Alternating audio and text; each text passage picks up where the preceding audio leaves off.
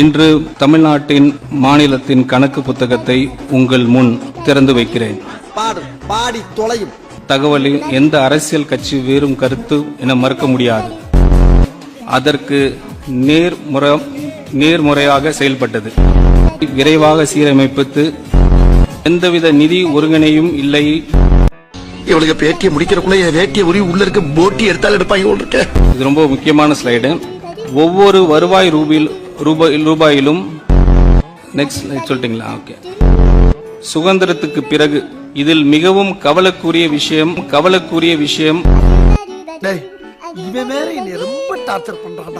Corona பெருந்தொற்றத்தின் உச்ச ஆண்டை விடவும் 2027 என்றும் இலக்கும் எட்டப்படாமல் இந்த விகிதம் தற்காலிகமாக குறுகிய உரிமையளிப்பு முறை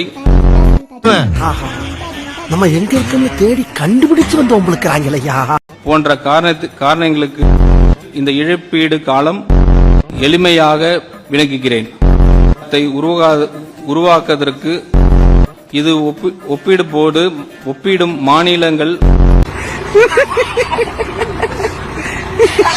எனவே மூலதன செலவினத்தை புதிய முதலீட்டாளர்கள் நன்றாக பராமரிக்கப்பட்ட வரம்பறிவில் மிக உயர்ந்தமான ஏண்டா எங்களை இன்னமுமாடா நம்பிக்கிட்டு இருக்க?